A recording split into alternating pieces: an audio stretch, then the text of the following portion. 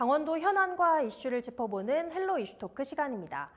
최근 양양에서 산불 계도 비행 중이던 임차 헬기가 추락하면서 탑승자 5명 전원이 사망하는 사고가 발생했는데요. 산불 규모가 커지고 잦아지면서 전국적으로 임차 헬기 수요가 매년 늘고 있지만 헬기의 안전성 확보는 소홀한 것이 현실입니다. 헬로 이슈토크, 오늘은 가톨릭 관동대 항공운항학과 정윤식 교수와 함께 헬기 사고를 둘러싼 쟁점들을 살펴보겠습니다. 정윤식 교수 스튜디오에 나와 계십니다. 안녕하세요. 네, 안녕하십니까. 네, 교수님 이번 양양 헬기 추락 사고 어떤 사고였는지 사고 경위부터 좀 정리 부탁드립니다. 예, 11월 27일 이제 현동면에서 헬기가 추락한 사고인데요.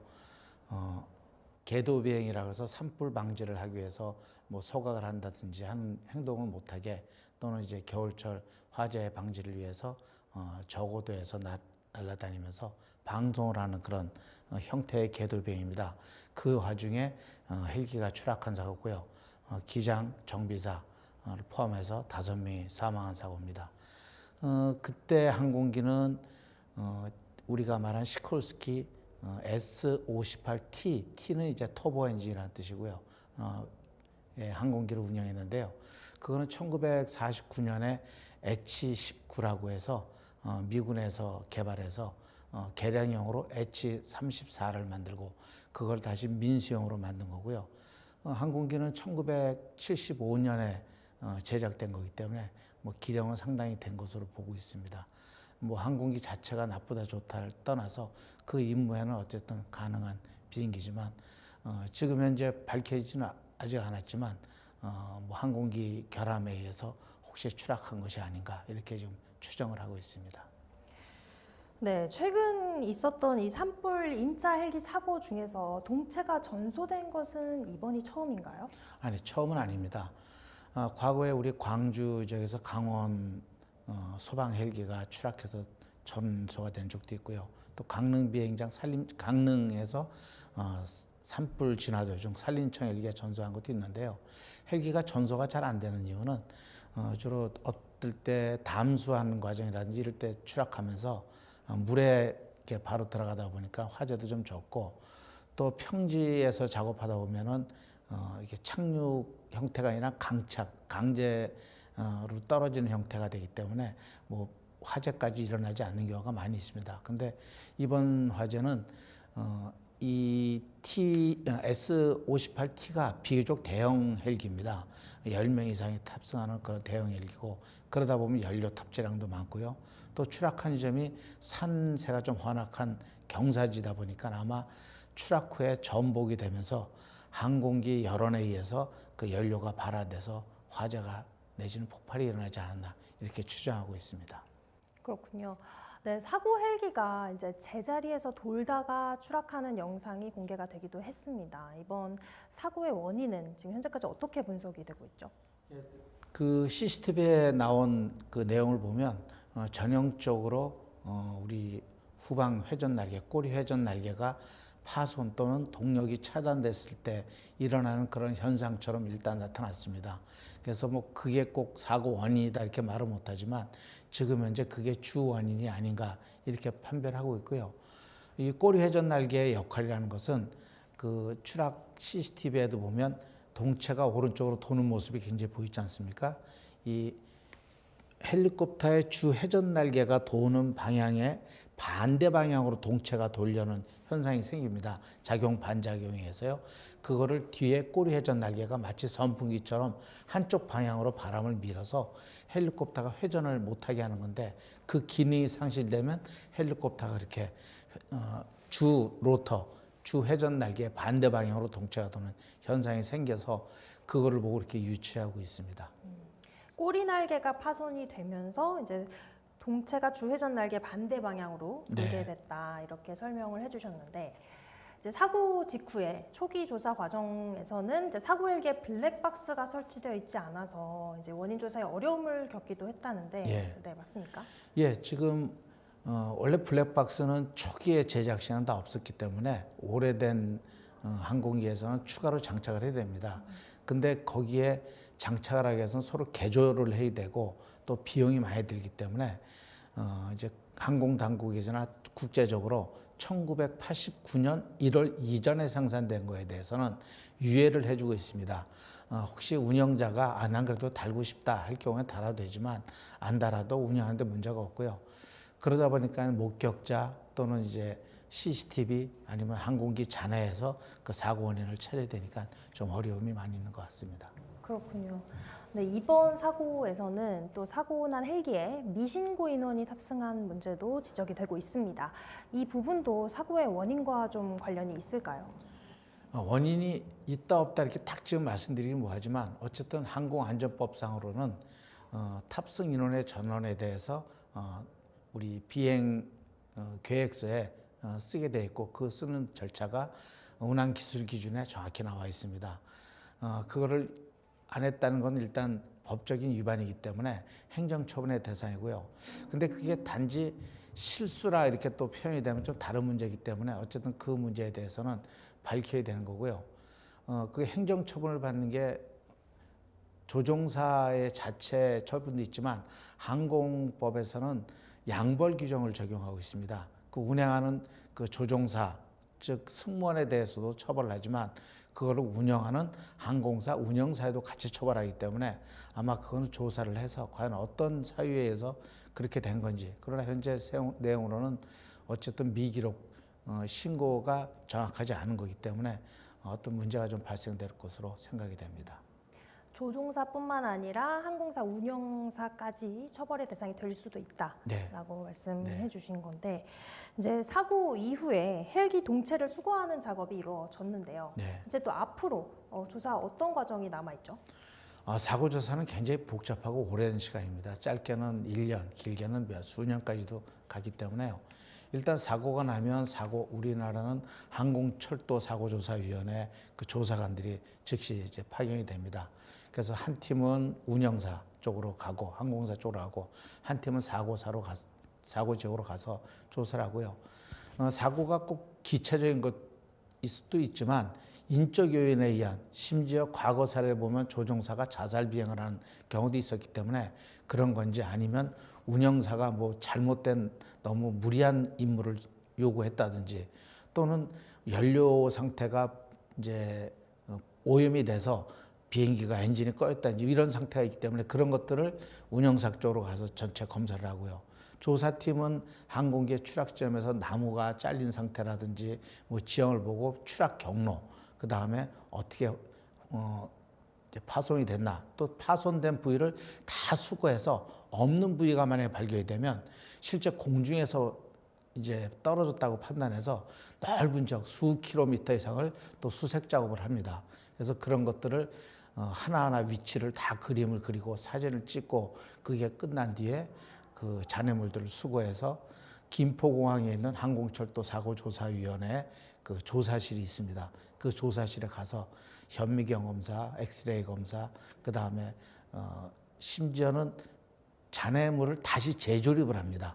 그래서 과연 어느 쪽으로 충돌이 했다든지 어느 부품이 없다든지 같은 걸 다 확인해서 사고 조사를 하기 때문에 굉장히 오랜 시간이 걸리고요. 또 사고 조사가 우리나라의 일이라고 하는 게 아니고 제조사가 미국 있고 미국에서 만들었기 때문에 미국의 사고 조사 기관인 NTSB에서도 같이 연관이 됩니다. 또 제조사, 그 제조사의 부품을 납품하는 회사까지요. 그래서 이런 것들은 모두 외교적인 경로를 통해서 하고 항공철도사고조사위원회가 NTSB랑 또 아주 밀접한 관계가 있기 때문에 아마 협조에 의해서 또 조사가 진행될 것으로 봅니다. 굉장히 오래 걸릴 수밖에 없을 것 같아요. 겁니다. 네. 그렇다면 이제 헬기 자체의 문제와 더불어서 좀 근본적인 원인도 좀 짚어볼 필요가 있을 것 같습니다. 이제 최근 산불 규모가 점점 커지고 잦아지면서 지자체에서 헬기를 빌리는 수요가 증가하는 추세라고 들었습니다. 근데 이제 지자체에서 헬기를 임차하는 일이 그렇게 쉽지만은 않은 과정이라고 들었어요. 그 보통 과정이 어떻게 되죠? 네, 산불이나 아니면 그 외에 이제 넓은 지역의 화재에 대비해서 항공을 이용한 화재 진압이 굉장히 효과적이기 때문에 뭐 대형 항공기 고정익은 할 수 없지만 회전익 헬리콥터를 이용해서 많이 산불 진압을 하고 있습니다. 그러다 보니까 지자체는 그거를 구입해서 운영할 능력이 없다 보니까 항공사 즉 운영사들에게 임차를 해서 하고 있는데요. 임차는 절차적으로는 간단합니다. 조달 절차에 의해서 우리는 이렇게 하겠다 그러면 거기에 운영하는 사들이 제출해서 입찰을 해서 하는 내용인데요.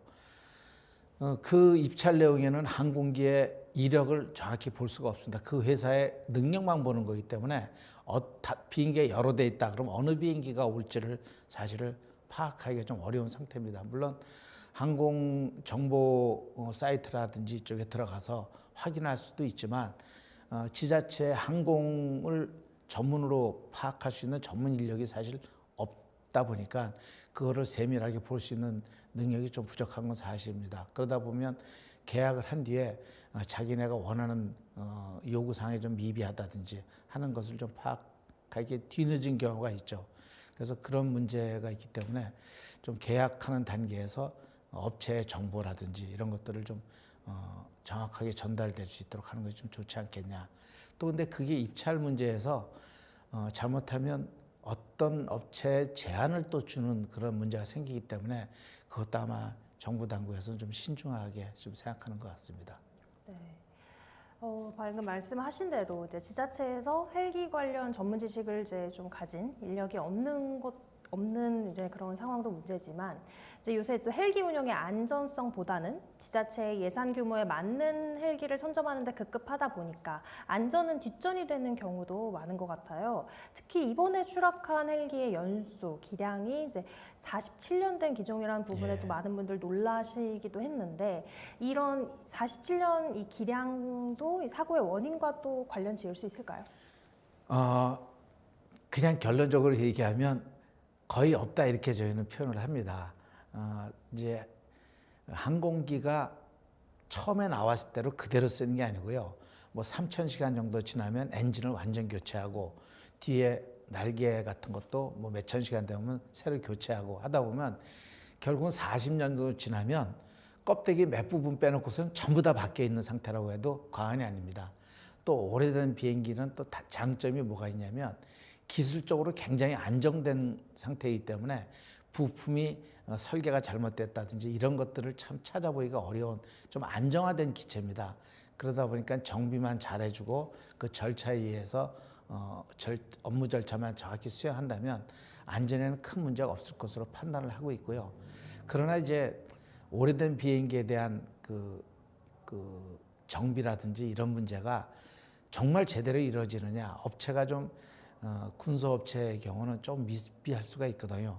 그런 것들을 항공당국에서는 아주 신중하게 잘 이제 보고 있습니다. 기령이 오래된 것은 이제 그렇게 큰 문제가 될 수 없다라고 네. 말씀해 주셨는데 헬기 운용 기간이 뭐 따로 정해놓은 규정은 없는 건가요? 예, 그런 건 없습니다. 그래서 국가에서 가망 검사라 그러는데요. 1년마다 이제 1년 동안만 인정을 해줍니다. 그래서 1년 뒤에 다시 검사해서 이거 좀 문제가 있다. 심지어 원래 이 볼트가 5cm인데 너희는 4.5cm를 끼웠다. 그러면 그 비행기가 허가가 취소됩니다. 그 정도로 굉장히 세세하게 보기 때문에 뭐 그런 건 없다고 봐도 되겠습니다. 네, 방금 가망 검사 예. 말씀해 주셨는데 이렇게 헬기 운용이 가능한지 여부를 판단하는 안전성 검증 절차는 얼마나 자주 어떻게 이루어지고 있나요? 예, 가망 검사는 1년마다 이루어지고요. 또 그 회사가 정비를 잘한다고 인정이 되면 정비 프로그램이라는 걸 만들어서 그 프로그램 자체를 국가가 인정을 해줍니다. 그러면 자체 정비할 수 있는 능력을 갖추게 되는 건데요. 어쨌든 가망 검사라 그래서 우리 항공당국에 있는 가망 검사관이 가서 정비라는 건 아니고 이게 정비를 할 때는 50시간, 100시간, 400시간, 1000시간, 1년 검사 이렇게 검사 주기가 계속 있습니다. 거의 일주일마다 비행기를 뜯었다 붙였다 할 정도로 정비를 하는데요.